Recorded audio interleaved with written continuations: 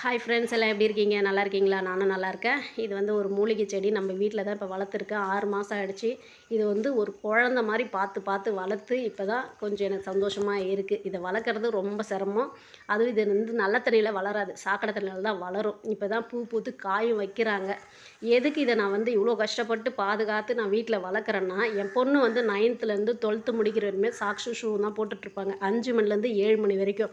அப்போ காத்தோட்டமும் வெயிலும் படாதனால காலில் வந்து அப்படியே கட்டிக்கிட்டே வர ஆரம்பிச்சிது. ஸ்கின் டாக்டர்லாம் போய் பார்த்தேன், எதுக்குமே சரியாகலை.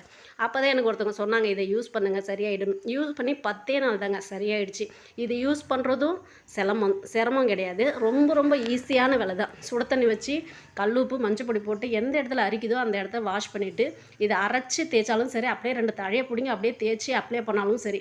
ஆனால் வாஷ் பண்ணுறது இதே ப்ராசஸில் தான் வாஷ் பண்ணணும், தண்ணியை வச்சு. நம்ம வீடியோ நிறைய பேர் பார்க்குறீங்க, சப்ஸ்கிரைப் பண்ண மாட்டேறீங்க, லைக் பண்ண மாட்டேறீங்க. பிடிச்சா லைக் பண்ணுங்கள். தேங்க்யூ.